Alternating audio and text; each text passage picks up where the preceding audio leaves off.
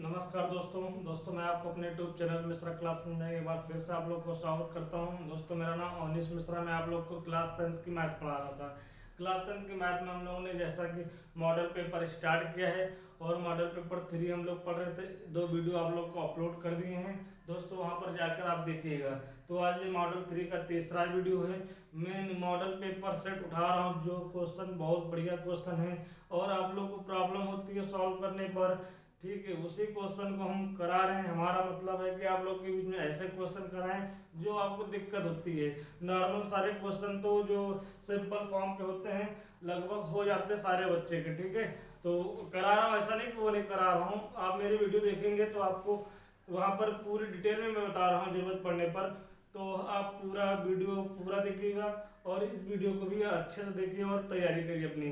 चलिए हम लोग स्टार्ट करते हैं आज के लेक्चर को। लिखा हुआ है छायांकित क्षेत्र का क्षेत्रफल ज्ञात करना है। ये आपका एक फिगर बना हुआ है, ठीक है। ये एक सर्कल है। सर्कल के अंदर आपका ए बी सी डी आपका एक आयत है, ठीक है। इस आयत की लंबाई दी हुई है 8 सेंटीमीटर और चौड़ाई दिया हुआ 6 सेंटीमीटर। मेरी बात आप लोग को पहुंच रही होगी।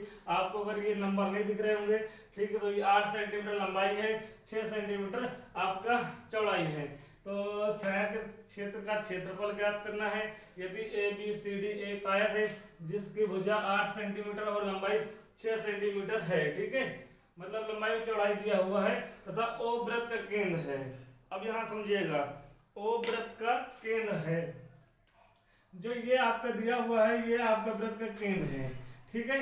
इतनी बात समझ में आ गई है। तो देखिएगा, एक पूरा सर्कल दिया हुआ है, सर्कल के अंदर एक आपका आयत दिया हुआ है, ठीक है। और देखो भाई, यहां से यहां तक आपका ये आयत है, पूरा सर्कल है। अगर मैं एक सिंपल बात करूं आपसे कि ये एक आयत है, ये एक वृत्त है, दिस इज अ वृत्त है, ये आपका सर्कल है आपका। अगर इस सर्कल का एरिया क्या है 15 सेंटीमीटर स्क्वायर है। अगर हम मान लें इस सर्कल के अंदर आपको मैं एक आयत दे दूं, बोलूं कि उस आयत का क्षेत्रफल क्या है 5 सेंटीमीटर स्क्वायर है, तो आप बताओ बचे हुए क्षेत्रफल का एरिया बताओ क्या होगा। अगर मैं बोलूं यहाँ पे एक मार्किंग कर दूं, डार्क कर दूं, तो शेप्ड एरिया क्या होगा आप बताओ। तो शेप्ड एरिया पूछ रहे या फिर बचा हुआ एरिया पूछ रहे, तो आप बोलोगे सर अगर पूरा आपने 15 सेंटीमीटर स्क्वायर बताया है, 5 सेंटीमीटर रेक्टेंगल का आयतन बताया है, सॉरी रेक्टेंगल का क्षेत्रफल बताया है, मतलब आयत का क्षेत्रफल बताया है। अगर मैं 15 में से 5 माइनस कर दूं, 5 तो क्या है ये आयत है, आयत का क्षेत्रफल घटा दूं पूरे में से, तो शेप्ड एरिया आ जाएगा। बात मानते मेरी? यही करना है। अब करना कैसे है इसको देखते हैं। करना कैसे है इसको हम देखते हैं, तो हम आपको पूरा समझाएंगे, आप बने रहिएगा, ठीक है।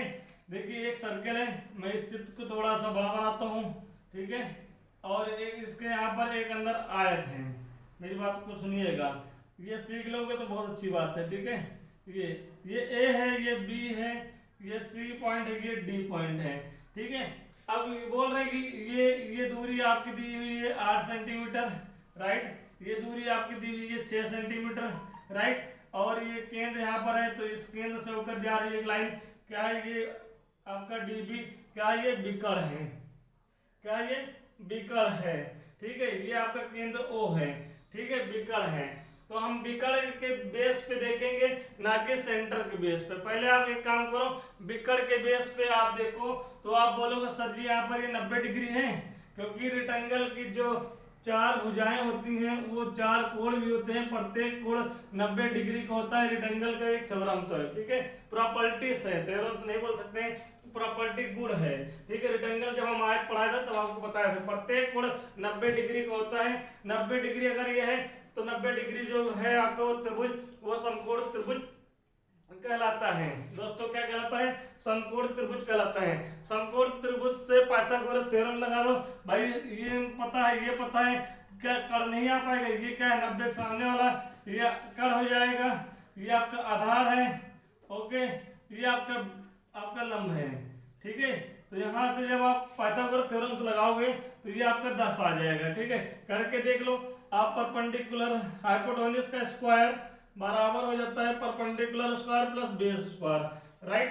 हाइपोटेन्यूज स्क्वायर पता नहीं है, परपेंडिकुलर स्क्वायर क्या है 6 सेंटीमीटर 6 स्क्वायर है, और ये 8 का स्क्वायर, 6 का स्क्वायर 36 प्लस 8 का स्क्वायर 64, दोनों जोड़ोगे 100 आ जाएगा।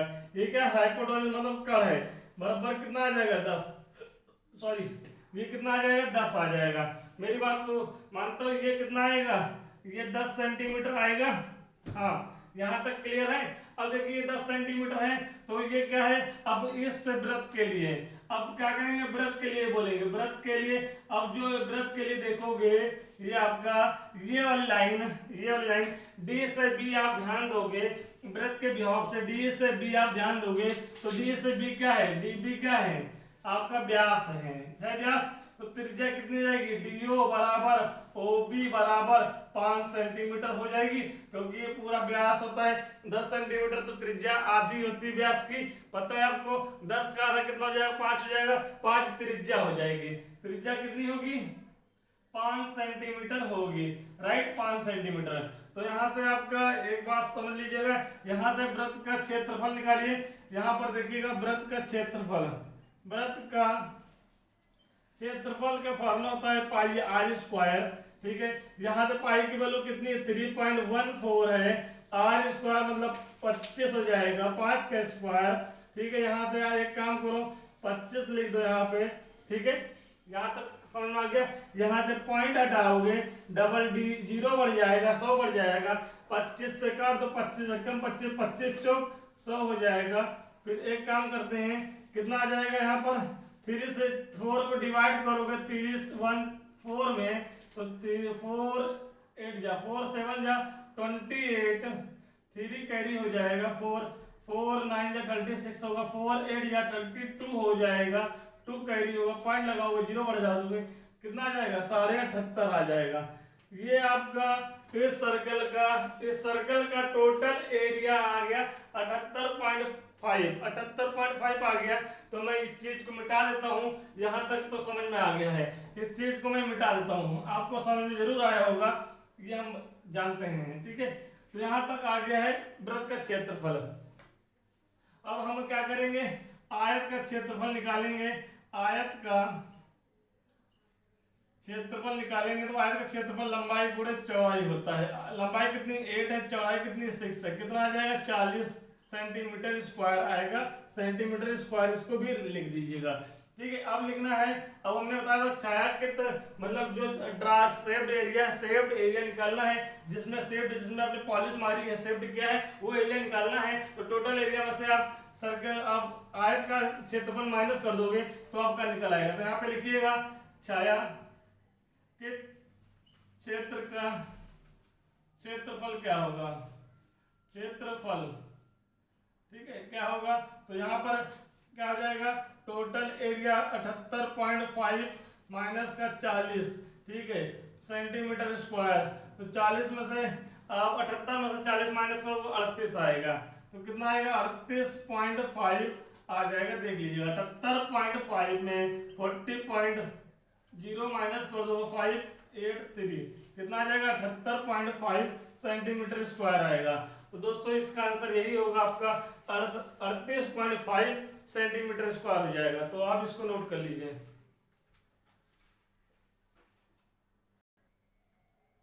चलिए दोस्तों, ये वाला सवाल आप लोग को देखिए, यहाँ पर एक बार फिर करिए इसको, और मेंस्ट्रुएशन का सवाल है, ठीक है, और बढ़िया क्वेश्चन है, ध्यान से पढ़िएगा और ध्यान समझिएगा तभी आपको आएगा।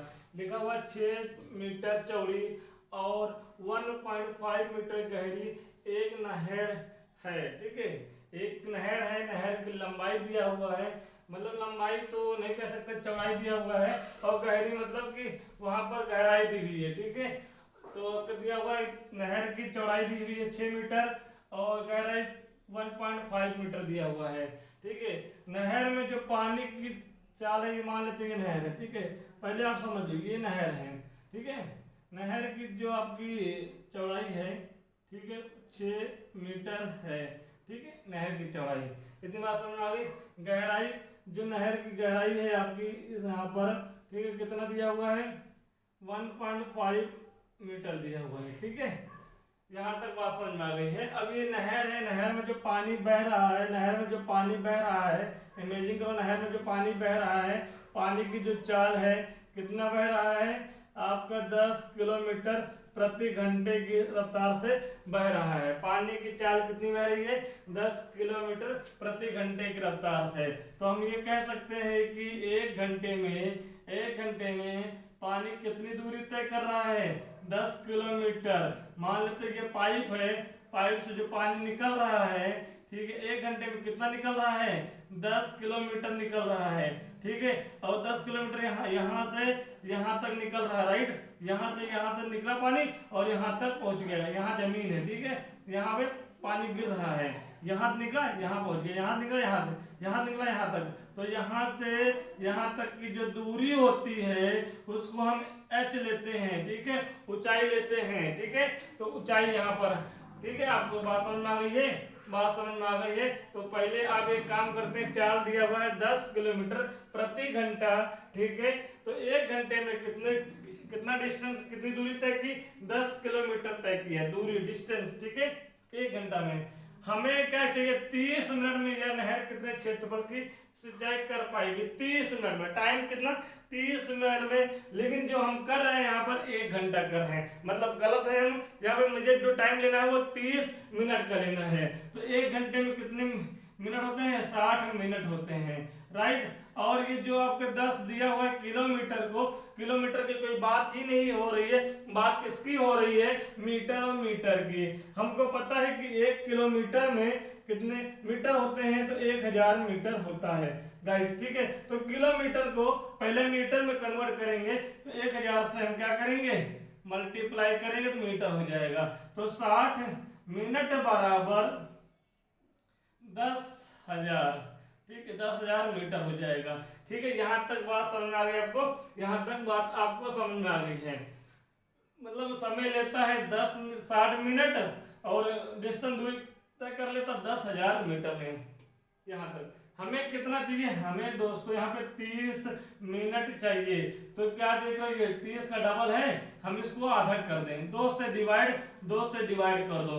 2 से डिवाइड करोगे कितना आ जाएगा 30 मिनट आ जाएगा, और ये कितना आ जाएगा 5000 आ जाएगा। मतलब 30 मिनट में कितनी दूरी तय किया 5000 मीटर। यहाँ तक बात समझ में आ गई सबको? बताओ यहाँ तक बात समझ में आ गई आप लोग को?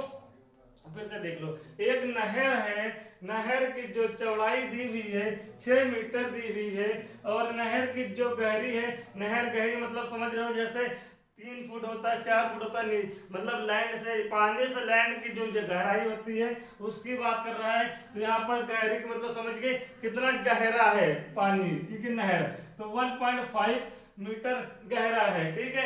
एक नहर में पानी की उस नहर में पानी कहीं से आ रहा है, कितनी स्पीड से 10 किलोमीटर प्रति घंटे की स्पीड से आ रहा है। मतलब 1 घंटा का समय लेता है 10 किलोमीटर चला जाता है, डिस्टेंस कवर कर लेता है 1 घंटा में 10 किलोमीटर। हमसे बोल रहा है कि 30 मिनट में यह नहर कितने क्षेत्रफल की सिंचाई कर पाएगी, जबकि सिंचाई के लिए 8 सेंटीमीटर पानी की आवश्यकता होती है, ठीक है। तो यहाँ से एरिया निकालना है। पहले एक चाल जो दिया हुआ है उसको हमने लिखा है 1 घंटे में 10 किलोमीटर लिखा, राइट। 1 घंटे में कितने मिनट होते हैं, क्योंकि मिनट में चाहिए, ऊपर जो समय दिया हुआ वो समय आपको निकालना पड़ेगा।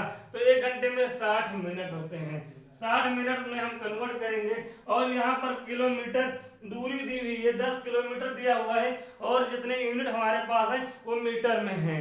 तो किलोमीटर से मीटर में कन्वर्ट करने के लिए 1000 से हमने मल्टीप्लाई कर दिया है। तो टोटल आ गया है 60 मिनट में 10,000 मीटर आ गया है। तीसरी बात समझ आ गई, हमें 30 मिनट में चाहिए। तो मैंने देखा कि 60 के 30 का डबल है, इसका मतलब 60 को आधा होना पड़ेगा। तो मैंने आधा डिवाइड 2 से कर दिया है, डिवाइड 2 से करेंगे तो यहाँ पे 30 मिनट में 5000 मीटर आ जाएगी, ठीक है। यहाँ तक अब यहाँ पर लिखिएगा सिंचाई का क्षेत्रफल, सिंचाई का क्षेत्रफल नहीं, सिंचाई का आयतन, ठीक है। आयतन निकालोगे, आयतन क्या होता है क्षेत्रफल गुणे ऊंचाई होता है। अब यहाँ पर बहुत लोग कंफ्यूज हो जाएंगे, कंफ्यूज नहीं होना है भाई। जो सिंचाई है, जो नहर है आपका, यहाँ पर नहर लिखो, जो नहर है आयतन क्या होता है लंबाई गुणे चौड़ाई गुणे ऊंचाई। इस लंबाई गुणे चौड़ाई को हम लोग क्या बोलते हैं, क्षेत्रफल बोलते हैं। चाहे तो यहाँ फार्मूला लिख लो, चाहे ये लिख लो, दोनों फार्मूला होता है, घबराइएगा नहीं, ठीक है। यहाँ तक बात समझ आ गई है। अब यहाँ पर लंबाई की क्षेत्रफल निकालेंगे, लंबाई कितनी 6 है इंटू 1.5 है और इंटू 5000 है, ठीक है। ये आपका वॉल्यूम आ गया है, आयतन आ गया है, ये मीटर क्यूब में होता है, ठीक है, मीटर क्यूब में। इतनी बात समझ में आ गई है। अब बोल रहे हैं हमें क्षेत्रफल ज्ञात करना है, जबकि सिंचाई के लिए 8 मीटर पानी की आवश्यकता होती है। अब देखो 8 सेंटीमीटर लिखा हुआ है, 8 सेंटीमीटर लिखा हुआ है, तो यहाँ पर इसको जो सिंचाई के लिए पानी की आवश्यकता होती है 8 सेंटीमीटर, ठीक है। अब यहाँ पर इसको मीटर में कन्वर्ट करना है। सिंचाई के लिए लिखो, यहाँ पे सिंचाई के लिए आवश्यकता, पानी की आवश्यकता, पानी की आवश्यकता बराबर 8 सेंटीमीटर। तो ये भी हमारा गड़बड़ दिया हुआ है, मीटर में कन्वर्ट करेंगे, मीटर में कन्वर्ट करेंगे तो हम एक काम करते हैं, 100 से हम डिवाइड कर लेंगे तो मीटर में हो जाएगा। मतलब कितना आएगा, 0.08 मीटर आ जाएगा दोस्तों। अब यहाँ से यह नहर का क्षेत्रफल लिखो, यहाँ पर एक फॉर्मूला लिखो, नहर का क्षेत्रफल बराबर, नहर का क्षेत्रफल बराबर होता है नहर का आयतन, नहर का आयतन बटे, ठीक है, नहर का आयतन बटे सिंचाई के लिए। ये अलग है, मार्क कर देता हूं मैं, यहाँ पर ये चीज अलग है आपका, ये चीज यहाँ से अलग है। नहर का आयतन बटे सिंचाई के लिए पानी की आवश्यकता, ठीक है। क्या लिखेंगे, बटे सिंचाई के लिए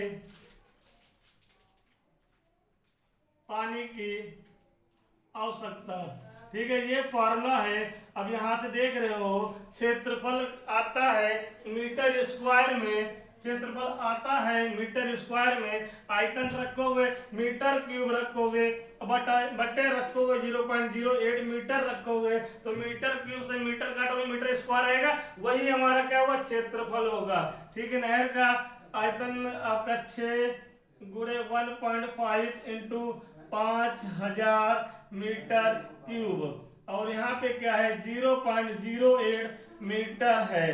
तो यहाँ से एक काम करते हैं, एक काम करते हैं, मीटर से मीटर क्यूब काटेंगे तो यहाँ पर मीटर स्क्वायर बचेगा, ठीक है। और एरिया और क्षेत्रफल मीटर स्क्वायर में ही होता है। तो यहाँ से एक काम करते हैं, पॉइंट हटाएंगे तो नीचे क्या होगा, 0 बढ़ जाएगा, ठीक है। ये 0 से ये 0 कट जाएगा। अब यहाँ से एक हटाओगे तो कितने 0 पर बढ़ेंगे, 2 0 बढ़ेंगे, बढ़ जाएगा 2 0। अब देखो यहाँ पे क्या क्या बचा है, यहाँ पे 6 बचा है, यहाँ पे 15 बचा है, यहाँ पे 500 बचा है, यहाँ पे क्या बचा है 100 बचा है, और नीचे क्या बचा है 8 बचा है, और मीटर स्क्वायर बच गया है। अब इसको सॉल्व करो, एक काम करते हैं, इसको 2 से काटो, 2 3 6, 2 चौके 8, ठीक है। यहाँ तक बात समझ में आ गई है। अब इसको काटो, 4 कम 4, 4 25 से काटोगे तो आ जाएगा 100, ठीक है। 4 को 100 से भाग करोगे तो 25 आएगा। अब यहाँ पर देखो 3 बचा, यहाँ पर 15 बचा, यहाँ पर 500 बचा, यहाँ पर 25 बचा। अब जी यहाँ पे मीटर स्क्वायर बचेगा, ठीक है, यहाँ तक। अब 0 0 भी दिमाग से हटा दो, तो एक काम करो, 15 से 45 होता है, 45 यहाँ पे लिखो, और 25 25 75 होता, 75 लिखो, ठीक है। 5 5 25, 2 5 चौक 20, 20 2 22, 22 हो जाएगा, यहाँ पे गुणे 7 5 35, 3 कैरी, 7 चौक 28, 29 30 31 हो जाएगा, 5 7, और यहाँ पर कितना 3 और 3 हो जाएगा, ठीक है।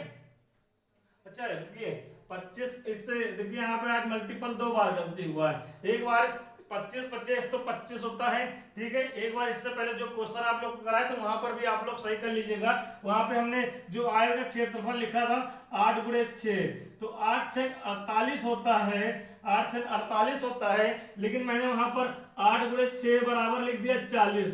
तो ये देखिए गलती हो गई है, ठीक है। वहां पर लिख दिया गया है 45 दिया गया है, वहां पे 40 नहीं होगा, वहां पर सही कर लीजिएगा। जैसे यहाँ पर देखिए 25 25 125 होता है, तो इसको सही करो भाई, ठीक है। 125 होता है, ठीक है, तो सही कर लीजिएगा, ठीक है। वहां पर भी आप क्वेश्चन को सही कर लीजिएगा।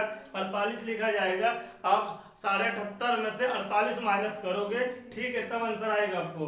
वहां पर थोड़ा आप सही कर लेना। यहाँ तो मुझे भी पता चल गया है 25 25 125 होता है, तो 125 और 15 से 45, ठीक है। अब यहाँ पे गुणा करो, 5 5 25, 2 कैरी, 5 दूनी 10, 2 22, 22 एक कैरी, ठीक है, 5 6 आ जाएगा यहाँ पर। अब यहाँ आ गया 5 चौक 20, 2 कैरी, 5 4 दूनी 8, 8 2 10, एक कैरी और 5 आ जाएगा, ठीक है। कितना आ जाएगा? 5 आ जाएगा। यहाँ से 5 आएगा, यहाँ से 2 आएगा, यहाँ से 6 आएगा, यहाँ से 5 आएगा। कितना आएगा दोस्तों? यहाँ पर 5 आएगा, 6 आएगा, 2 आएगा, 5 आएगा, और 2 जीरो आप भूल चुके हो, 2 जीरो लगा लो, ये आपका आ जाएगा। इस नहर का क्षेत्रफल आ जाएगा। नहर का क्षेत्रफल कितना है आप इसको देख लीजिए। तो देखिए क्वेश्चन हम कोई ढीला ढीली क्वेश्चन नहीं लेकर आते हैं, आप लोग के बीच में इंपॉर्टेंट क्वेश्चन और पेपर में आए हुए क्वेश्चन लेकर आता हूं, तो आप इसको अच्छे देखिएगा। और अच्छे क्वेश्चन है, पेपर में बन जाएगा क्वेश्चन, तो आप अगर किए होगे तो आप कर ले जाओगे, अन्यथा अगर एक को बार भी नहीं किए होगे आप तो वहां पर छोड़ के ही जाओगे, ठीक है। तो आप एक बार इसको देख लो, मैंने हर एक चीज बताया आपको। 2 बार अगर वीडियो देखोगे तो आपको ये 100% आ जाएगा, ठीक है। फिर भी नहीं आएगा तो कमेंट बॉक्स में आप बता दीजिए। ऐसे क्वेश्चन मेरे पास बहुत सारे हैं, हम आपको करा देंगे, ठीक है, नोट कर लीजिए।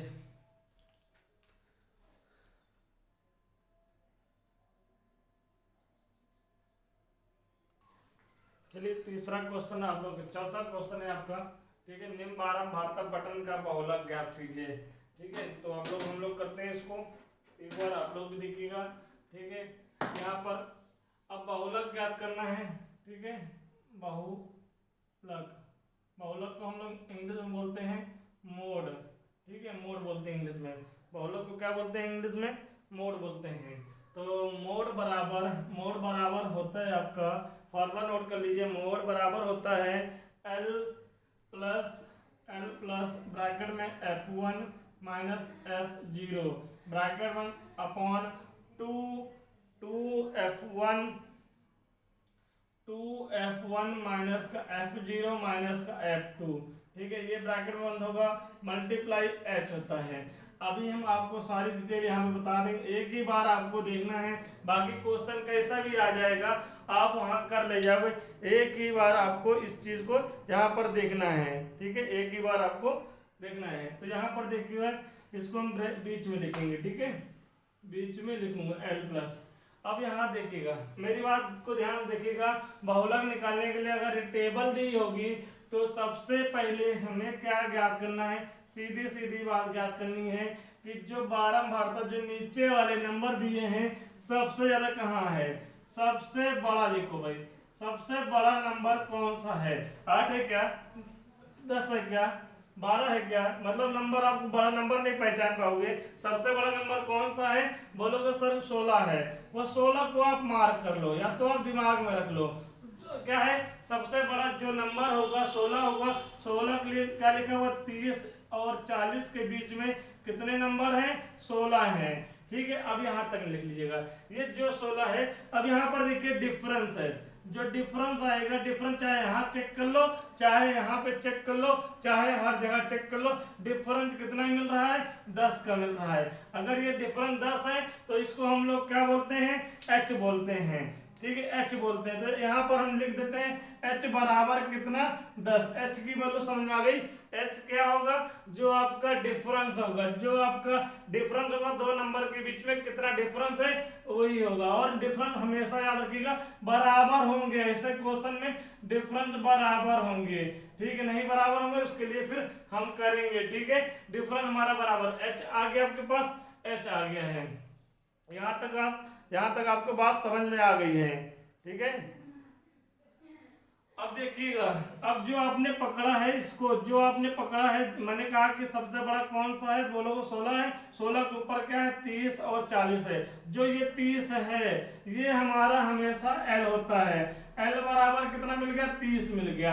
पहला वाला जो नंबर होगा वो हमारा एल होगा, ठीक है। एल की वैल्यू मिल गई। अब ये हमें क्या करना है, F1 F0 F2 की वैल्यू ज्ञात करनी है। पहले चलो नंबर लिख लो, सबसे छोटा 0 होता है, फिर 1 होता है, फिर क्या होता है 2 होता है, यही तो है। तो यहाँ पर जो आया हुआ है 16, 16 के पहले ये वाला जो नंबर होगा ये F0 का होगा, 16 F1 हो जाएगा, ये F2 हो जाएगा। बस हो गया। अब कुछ भी यहाँ पर नहीं है, सारी वैल्यू आपको मिल गई। F0 क्या होगा तो बोलोगे सर जी 10 होगा, F1 क्या होगा बोलोगे 16 होगा, F2 क्या होगा बोलोगे 12 होगा। तो मेरी बात को सबसे पहले अगर कोई टेबल दिया होगा, बारंबारता दी होगी, आपकी बहुलक निकालना होगा। बहुलक के लिए क्या करोगे, m बराबर l प्लस ब्रैकेट में F1 माइनस F0 बटे 2F1 minus F0 minus F2 multiply h हो जाएगा। तो सबसे पहले हम क्या करेंगे, इस टेबल में सबसे ज्यादा नंबर, सबसे बड़ा नंबर किस जगह पे लिखा हुआ है। तो यहाँ पर देखा सबसे बड़ा नंबर 16 पे लिखा हुआ है, तो 16 वाली पूरी पोजीशन उतार लोगे, ठीक है। 30 और 40 के बीच में डिफरेंस कितना है, 10 है। 30 क्या है, जो यहाँ पे पहला नंबर लिखा हुआ एल होगा, ठीक है। अब ये जो आपने ये नंबर उतारा है, ये F1 होगा, हमेशा F1 होगा। F1 के आगे होगा F0, F1 के पीछे होगा F2। तो F1 के आगे F0, F1 के पीछे क्या होगा, F2 होगा। ऐसा याद कर लो, सारी वैल्यू पता चल गई भाई साहब। तो अब यहाँ पर रख देंगे, तो m बराबर क्या होगा, l की वैल्यू क्या है बोलो 30 है, फिर प्लस का यहाँ पे अपॉन होगा, F1 की वैल्यू क्या है 16 है, माइनस का F0 की वैल्यू क्या है 10 है, फिर यहाँ पे क्या है 2 मल्टीप्लाई F1 की वैल्यू क्या है 16, माइनस का F2 की वैल्यू क्या है, F0 की वैल्यू क्या है 10, ठीक है, माइनस F2 की वैल्यू क्या है 12, ब्रैकेट बंद करो, h की वैल्यू 10। अब सॉल्व कर नहीं पाएंगे हम लोग, कर लेंगे भाई, ठीक है। यहाँ पर रेड पेन कहाँ गया, चलिए देखो भाई 30 प्लस घटाओ कितना आएगा 6 आएगा, नीचे देखो 16 दूनी 32, माइनस का यहाँ पे कितना आएगा, माइनस माइनस प्लस हो जाता है 22 आ जाएगा, मल्टीप्लाई 10 हो जाएगा, ठीक है।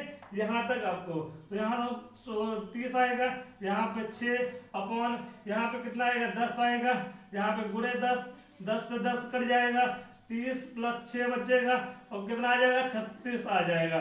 मोड बराबर कितना 36। तो दोस्तों ये वाला भी सवाल आपको मैंने बता दिया, पेपर में सवाल जरूर बनेगा, बस यही चीजें आपको देखनी है और यही फार्मूला आपको याद करना है। मोड बहुलक बराबर होता है L plus F1 minus F2, sorry L plus F1 minus F0 bracket बंद upon 2F1 minus F0 minus F2 bracket बंद कर लेना और यहाँ पर मल्टीप्लाई h, ठीक है। तो यहाँ से हमने सारी वैल्यू आपको बता दिया है।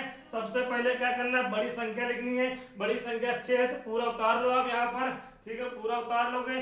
30 आपका हो जाएगा L, जो आपका स्टार्टिंग नंबर होगा वो L होगा, डिफरेंस कितना होगा इन दोनों के बीच में, डिफरेंस कितना है वो h हो जाएगा। और जो यहाँ पर जो नंबर यहाँ पे लिखा हुआ F1, उसके ऊपर वाला नंबर क्या होगा F0 होगा, उसके नीचे वाला नंबर क्या होगा F2 होगा। उसके बाद सब्स्टिट्यूशन कर लेंगे, पूरा हल कर लोगे, यहाँ से निकल आएगा। तो इसको भी नोट कर लीजिए। चलो दोस्तों अगला क्वेश्चन हम लोग ने फिर एक बार बोर्ड पे लिख दिया हुआ है, पेपर में आया हुआ है 2019-20 का सेट हम लोग लगा रहे हैं। ये भी क्वेश्चन आप लोग के इस सेट में भी इस सेट में आया हुआ है। लिखा हुआ 2 पानी के नल एक साथ 8 टैंक को 1 सही 7/8 घंटों में भर सकते हैं। मतलब ये 2 पानी के टैंक हैं आपके, ठीक है, दोनों पानी के टैंक को एक साथ, ठीक है, कितना समय लगता है। तो यहाँ पे देखो कुल समय कितना लग रहा है आपका, कुल समय दिया हुआ है 1 सही 7/8 घंटा दिया हुआ है। तो कितना आ जाएगा 15/8 घंटे आ जाएंगे, ठीक है। कुल समय कितना आ जाएगा, 2 पानी के नल एक साथ एक टैंक को 1 सही 7/8 घंटों में भर सकता है, ठीक है।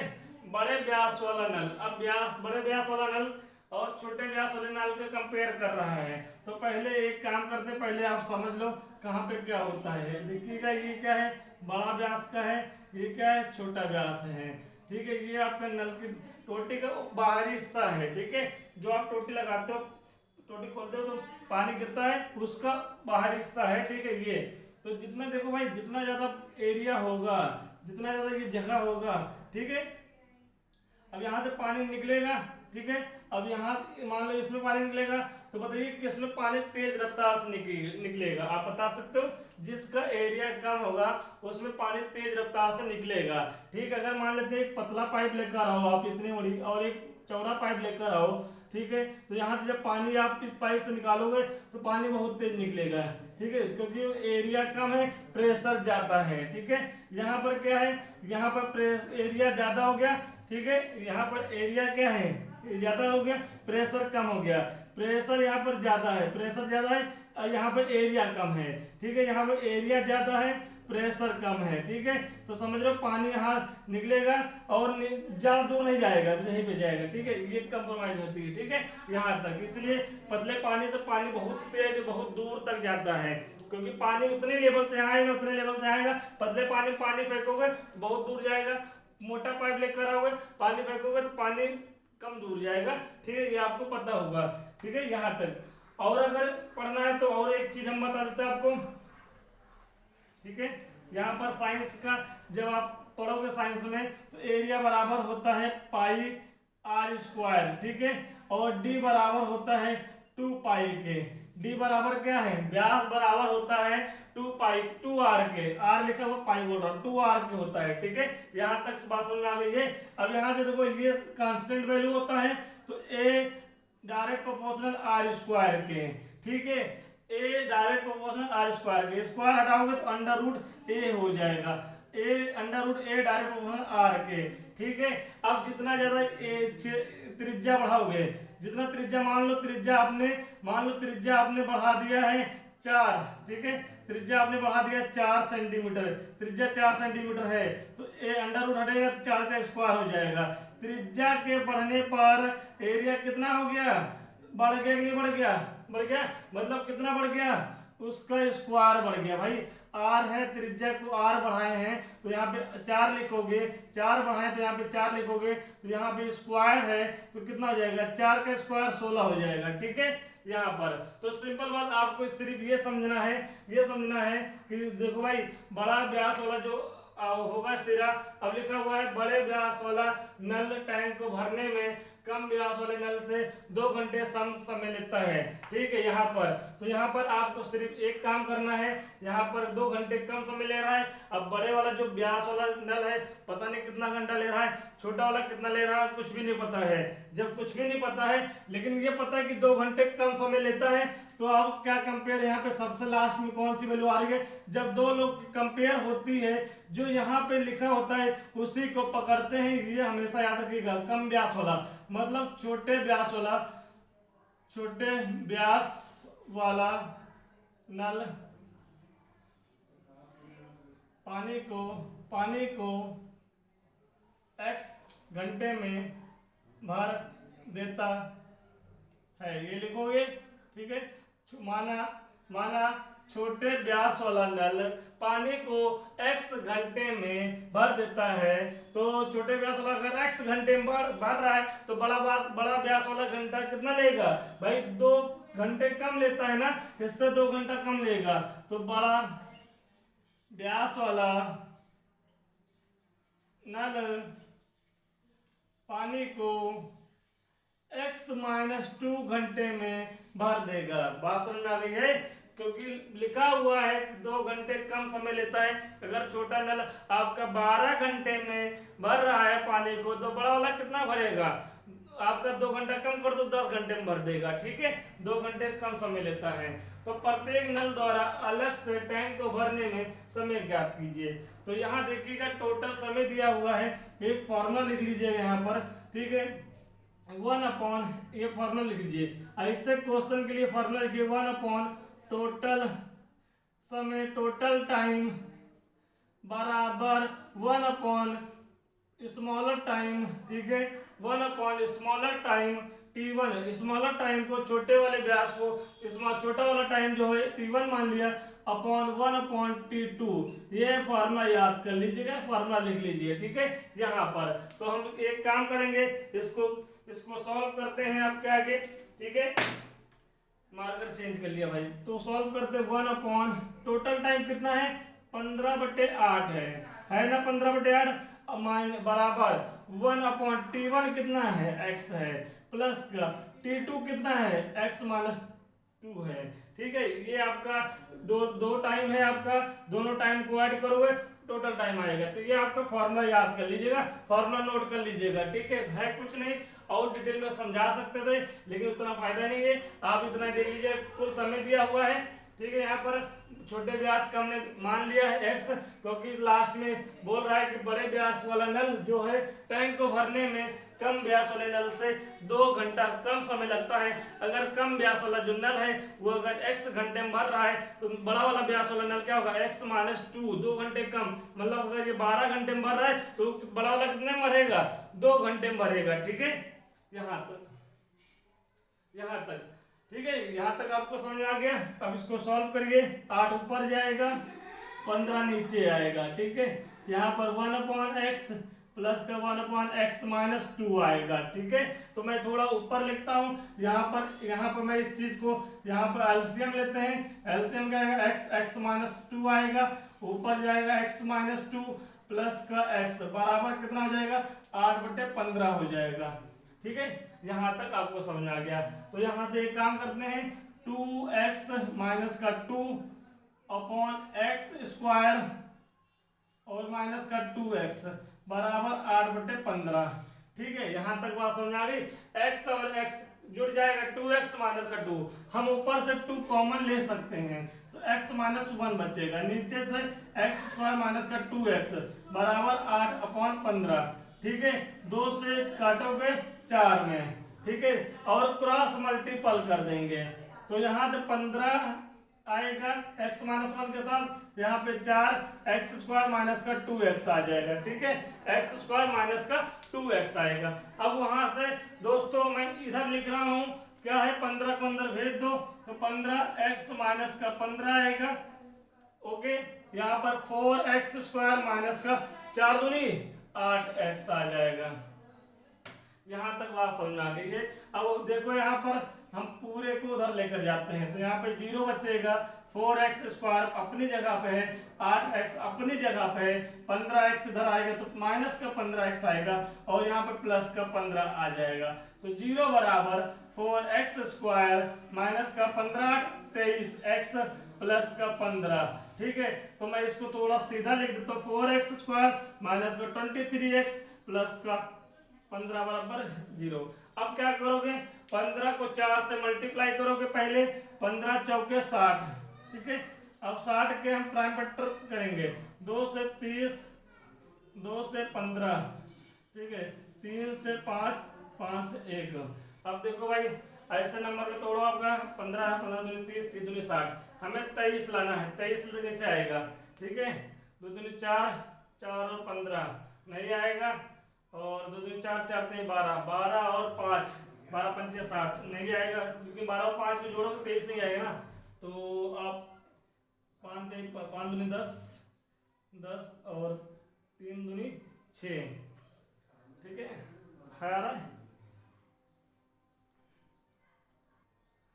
चलिए दोस्तों यहाँ पर देखिए हम लोग कर रहे थे तो 20 और 3 को पकड़िएगा। ठीक है देखिएगा 4 दूनी 4 4 पंचे 20 20 और गुणे 3 20 और गुणे 3 को करोगे 60 आएगा, 20 और 3 को जोड़ोगे तो 23 आ जाएगा। ठीक है तो यहाँ पर हम लोग आगे चलते हैं, ये हम लिखते हैं 4x² माइनस का इसको 20x लिखेंगे माइनस का 3x लिखेंगे प्लस का 15 बराबर 0। अब यहाँ से हम क्या करेंगे 4 कॉमन लेंगे, x कॉमन लेंगे तो x माइनस कितना बचेगा 4 पंचे 20 5 बच जाएगा। यहाँ से माइनस का 3 कॉमन लोगे तो x माइनस का 5 बचेगा बराबर 0। तो पूरे में से अगर x माइनस 5 कॉमन लेंगे तो बचेगा क्या 4x माइनस का 3 बराबर 0। ठीक है अब यहाँ पर क्या कहेंगे दोस्तों, यहाँ पर यदि x माइनस 5 बराबर 0 तो x बराबर कितना होगा 5 होगा। ठीक है और यहाँ पर 4x माइनस 3 बराबर 0 तो x बराबर 3/4। ये आंसर नहीं होगा, अपॉन में नहीं होगा, हमारा x बराबर 5 होगा।